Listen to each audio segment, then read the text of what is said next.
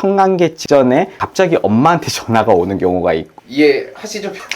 피디님 위험한데? 15시간 자고 일하고 이렇게 했었거든요. 그대로 범들이 세후 1억에 맞춰요. 어느 집단이든 또라이 불변의 원칙은 있거든요. 매우 위험한 행동입니다. 자기소개 한번 부탁드리겠습니다. 안녕하세요. 저는 법무법인 선의 대표 변호사로 근무하고 있는 박성욱 변호사입니다. 변호사님이라고 하셨죠? 뭐하고 계셨어요? 방금 전에 상담자분 내방하셨어가지고 상담하고 나왔는데 그 전에 이제 상담할 내용들에 대해서 지켜보고 검토하고 있었습니다. 보통 상담 오신 분들은 어떤 걸 상담을 하십니까? 다양하게 있는 것 같아요. 제가 한 40%는 기업 관련된 업무를 하고 60%는 이제 형사 관련된 업무를 하는데 방금 전에 오셨던 분은 기업 관련한 문제이면서 인사노동 관련된 문제여서 그런 부분에 대해서 좀 보고 있었습니다. 변호사님께서는 제가 알기론 뭐 민사 쪽, 형사 쪽 나뉘는데 형사 전문 변호사님인 거죠? 아니요, 정확하게 그렇지는 않고요. 이제 크게는 송무와 자문으로 나뉘어요. 그래서 송무 안에서 민사와 형사로 나뉘고 자문 쪽은 이제 기업 관련된 업무들을 주로 이룹니다. 그런데 저는 이제 40%는 자문 쪽 그리고 나머지 60%는 형사 쪽에 저 집중하고 있습니다. 형사 사건이라고 하면 보통 살인, 강도, 뭐 성폭행 뭐 이런 거잖아요. 네, 맞아요. 변호사님한테는 어떤 분이 많이 오세요? 저는 조금 강력범죄를 하신 분들이 많이 오는 편이고요. 그 중에서도 성범죄, 특히 강제추행이나 최근에 있었던 디지털 성범죄 이런 건들이 좀 많이 오는 편입니다. 진짜 궁금했던 부분이 그 성범죄 말씀하신, 그러니까 저도 남자고 변호사님 남자잖아요. 뭐 인터넷에서 제가 주워들은 건데 예를 들면은 남자랑 여자랑 뭐 원나잇 이런 걸 했어요. 네. 분명 그날은 서로 합의를 했는데 다음날 여자가 변심을 해서 얘가 나 뭐 성폭행했다 이렇게 신고했어요. 이거 무조건 남자가 당할 수밖에 없는 건가요?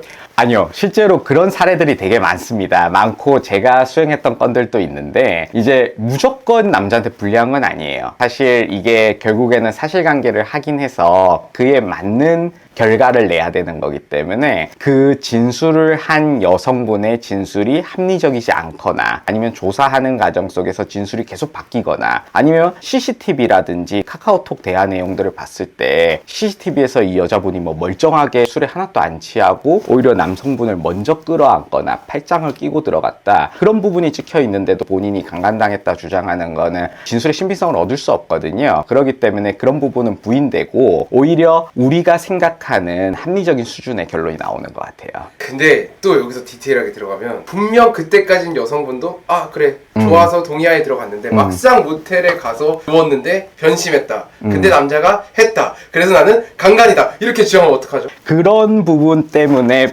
법이 있는 거죠. 그런 부분 때문에 대법원 판결이 나오는 거고, 그래서 강제추행, 특히 준강제추행이라는 경우가 그런 경우가 발생을 하는데 심신상실과 항거불능의 상태에 대해서 그래도 법원이 매우 엄격하게 판단을 하는 편이에요. 그리고 그게 단순히 CCTV 들어갈 때 상황뿐만 아니라 들어갈 때 이후에 나올 때의 상황, 그리고 그 당시에 나눴던 대화, 그리고 그 성관계 직전에 갑자기 엄마한테 전화가 오는 경우가 있고 남자친구한테 전화가 오면 자기가 받는 경우들도 있거든요. 그리고 그 외에도 모텔비를 그 앞에서 누가 낼 거냐고 상의를 하고 그 이후에 각자 반분하자고 해서 계좌 이체를 해주는 경우들도 있어요. 그런 증거들이 남아있으면 전혀 강제추행을 이런 강간 이런 부분 걱정 안 해도 되는 것 같아요. 법원이, 우리나라 법이 무조건 남자를 강간범으로 만들지 않는다 라는 거죠. 네, 맞습니다. 네, 분명 손잡고 들어갈 때까지 좋았어. 근데 막상 서로 샤워하고 났는데 여자가 하기 싫대. 근데 남자는 거기까지 갔는데 안 하자 그러면 그러니까 멈추기가 이게 남자라서 힘들잖아요. 근데 거기서 이제 조심을 하셔야 되는 것 같아요. 그러니까 제가 말씀드린 강간이나 중강간이 성립을 안 한다는 거는 어디까지나 성관계를 다 마칠 때까지 온전한 동의가 있는 경우를 말하고 있는 거고, 지금 말씀하신 거는 내가 성관계를 맺으려고 들어갔는데 막상 하기 싫어 그래서 안 할래라고 했을 때는 그럴 때는 멈추시는 게 맞는 거예요. 그리고 거기서 더 나아가는 거는 분명히 성범죄가 성립을 하는 겁니다. 이 인간이라는 게, 이 남자라는 게 이해하시죠? 피디님 위험한데? 어떤 남성분이 너무 이걸 두려워서 모든 여성과 모텔 들어가서부터 끝날 때까지 과정을 녹음한다던가 몰래 촬영한다던가 아니면 자기는 주장하죠. 나는 증거물 확보를 위해서 이걸 한 거다. 혹시 여자가 말을 바꿀 수도 있으니까 그래서 그걸 한 건데 그 행위 자체가 다 불법. 아니요. 그렇진 않아요. 이게 두 가지가 다른데요. 동영상을 찍는 거는 완전 불법이에요. 그거는 불법 촬영물이 되는 거고, 그거는 카메라 등 이용 촬영죄이기 때문에 매우 위험한 행동. 남자 입장에서 아니 제가 이거를 유포하려고 한 게 아니라 나를 보호하기 위한 증거물로 찍은 겁니다. 그렇지만 그건 절대 안 되는 거고요. 법이 그렇고. 다만 아까 말씀하신 것 중에서 녹음을 하는 거는 그건 불법이 아니에요. 우리나라 법은 대화자 간 녹음은 합법으로 인정을 하고 있어요. 그래서 실제로 제가 처리했던 사건 중에서는 이제 클럽에서 만난 여성이랑 원나잇을 하기 위해서 모텔에 갔는데 이 남성분이 예전에 자기 친구였던 형이 이런 문제로 되게 힘들었던 경우가 있어서 클럽에서 나올 때부터 그 다음 날까지 전부를 다 녹음을 한 경우가 있었어요. 그게 결정적인 증거가 돼서 그분은 혐의 없음을 받으실 수 있었던 거죠.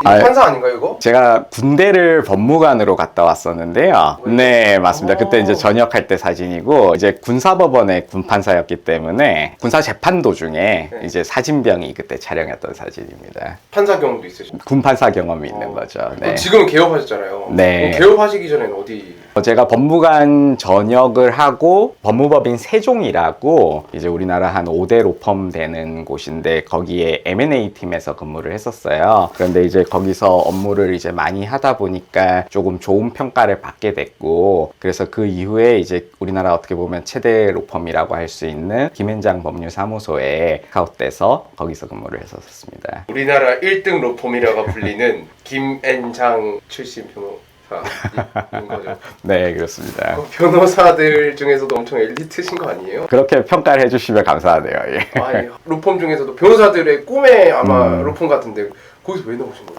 여러 가지 이유가 있는 것 같아요. 이제 김앤장은 1000명이 넘는 변호사님들이 근무하는 곳이고, 그 다음에 우리나라에서 어떻게 보면 가장 중요한 사건들이 가장 많이 모이는 곳이다 보니까 업무의 난이도도 높고 또 사건의 양도 정말 많습니다. 그러다 보니까 저희가 거의 사생활은 포기를 하고 일만 전념을 해야 돼서, 실제적으로 저 같은 경우에도 일요일부터 월요일까지 뭐 7일이라고 하면 그 7일 중에서 7일 다 합쳐서 15시간 자고 일하고 이렇게 했었거든요. 그러다 보니까 몸이 못 버티는 것도 있고, 또 그런 걸 또 다 떠나서 제가 하고 싶은 일들이 있는데 제가 이제 주도적으로 선택해서 이런 분야의 일을 해보고 싶다 이런 생각이 더 들다 보니까 그만두고 나온 것 같아요.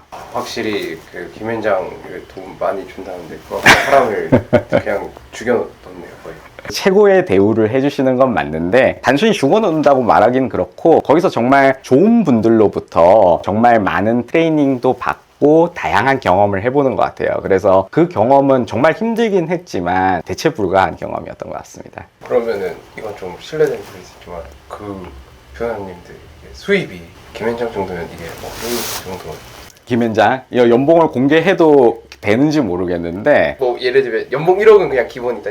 그러니까 제가 입사할 때 이제 1년 차들의 연봉을 김앤장을 제외한 5대 로펌들이 세후 1억에 맞춰요. 세후 1억이요? 내 통장에 월 1000만 원씩은 꽂힌다 이거. 그 1000만 원씩 꽂히는 거죠. 그런데 이제 김앤장은 그것보다 항상 더 줬었고, 다른 로펌보다. 그리고 이제 연차가 올라가면서 그게 계속 더 올라가는 구조니까 그 정도로 생각하시면 될 것 같아요. 어떻게 보시면 지금까지 있었던 세종이라는 로펌이라든지 김앤장이라든지 이제 내가 있었던 회사가 아닌 내가 경쟁해야 되는 회사가 됐습니다. 어떠십니까? 사실 김앤장과 세종이 바로 제 경쟁 상대는 아니고요. 저는 아무래도 이 To-C 고객을 상대로 한 영업을 많이 하고 있어요. 그러니까 60%는 개인의 형사사건을 대상으로 하기 때문에 그런 부분은 이제 김앤장과 세종과 직접 경쟁 관계에 있진 않지만, 이제 저희가 희망하고 저희가 목표로 하는 거는 빅펌 퀄리티의 스몰펌의 케어를 넣는 거거든요. 김앤장과 세종만큼의 퀄리티를 저희가 개인 고객들한테 한번 제공을 해보자, 이런 취지에서 이렇게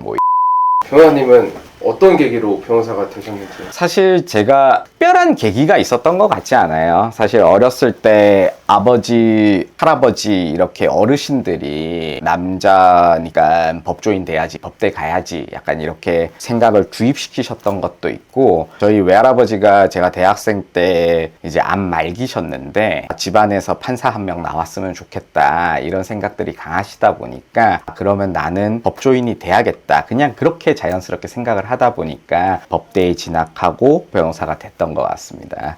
그러니까 내 뜻보다는 가족들의 뜻이 그리고 사회의 약간 기대 이런 부분이 좀 더 영향을 미쳤던 것 같아요. 그 군대에서 판사도 하셨다고 하셨잖아요. 변호사는 확실히 누군가를 변호하는 거고 판사는 그걸 통해서 판결을 해야 되잖아요.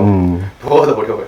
둘 다 어렵긴 한데 이제 군사법원에서 제가 판사 역할을 할 때는 제일 어려웠던 게 제 결정 하나에 이 사람의 인생이 좌우될 수 있다라고 생각을 하니까 제가 만약에 변호사였으면 이쪽으로 방향을 명확하게 결정을 했을 일도 군판사로서는 더 신중해졌던 것 같아요. 그래서 제가 실제로 군판사로 있으면서 징역형 실형을 보냈던 분들이 있는데 그런 분들에 대한 판결을 선고할 때는 항상 다시 생각하고 정말 이렇게 선고를 해도 되나 나라는 사람 한 사람이 다른 사람의 인생을 이렇게 판단을 해도 되나라는 부분에 대해서 계속 되돌아봤던 것 같습니다. 그런 부담감이 이제 군판사로서 있었다 하면 변호사로서는 이제 내 의뢰인의 입장은 이제 내가 충분히 알았는데 내가 이분의 입장을 정말 경찰이라든지 검찰이라든지 법원 판사님들한테 정말 내가 잘 전달해 줄 수 있을까? 어떻게 하면 더 쉽게 전달할까? 이 부분을 되게 고민을 하게 되고 나는 정말 성심성의껏 전달을 했는데 그 진심이 닿지를 않거나 오히려 오해를 하게 됐을 때 그런 부분에서 더 스트레스를 받는 것 같아요. 근데 이제 판사님 입장에서는 내가 감히 함부로 이 사람의 인생을 판결할 수 있는가에 대한 딜레마가 많으신가 봐요. 네, 맞습니다. 그리고 사실 이게 이제 법조인들과 일반인들의 이제 법 감정의 차이일 수도 있는데 법조인들은 실제 구치소로 가서 갇혀 계신 분들을 보거든요. 그러면 저도 한 번씩 뭐 교도소를 가면 정말 무섭습니다. 제가 변호사 입장으로 가더라도 철창이 있고 교도관들이 다 감시를 하고 그다음에 제 의뢰인을 제가 만날 때 의뢰인이 포승줄을 하고 오고 이런 상황이 되면 아, 이곳은 정말 무서운 곳이구나 생각을 하고 단 징역 1년이라도 선고받으면 그분들은 그거를 너무 힘들어 하세요. 정말 인생이 어떻게 보면 100km로 달리다 0km로 완전 정차하는 순간이기 때문에 징역 1년만 받았다 하더라도 그 이후에 다시 인생을 시작하는 것 자체가 어렵기 때문에 그 전후가 다 어떻게 보면 그 사람에 대한 처벌이거든요. 그렇기 때문에 일반인 분들께서는 당연히 너무 나쁜 사람은 뭐 70년형, 100년형 때려야 되는 거 아니냐 이렇게 생각을 하시지만 법조인 입장에서는 아무래도 그 사람 개인의 인생이 있고 또 그 가족들의 슬픔이 있기 때문에 그런 걸 다 같이 고려하다 보면 지금 판사님들과 같은 그런 결론들이 나오는 것 같아요. 마지막으로 영상을 보시는 분들께 한마디 해주실 수 있으실까요? 짧은 시간 동안 저희 혁도 PD님 만나가지고 오늘 저에 대해서 설명해 봤는데요. 저를 많이 띄워주셔서 조금 움찔하게 되지만 사실 제가 뭐 다른 변호사님들보다 훨씬 뭐 뛰어나거나 특출나다는 건 아닌 것 같습니다. 그렇지만 지금까지 제가 변호사 업무를 해오면서 정말 진심을 다해서 일을 했고 그렇게 진심을 다할 때 항상 좋은 결과가 나왔던 것 같아요. 주변에서 진심으로 나를 생각해주는 변호사를 찾으신다면 오늘 이 영상 보시고 저희 사무실을 방문해 주셔도 좋을 것 같고 제가 최근에 유튜브 채널을 개설했습니다. 그래서 혁도TV 시청자분들께서는 제 채널에도 한번 방문해 주셔서 함께 좋은 지식들 많이 얻어가셨으면 좋겠습니다. 감사합니다.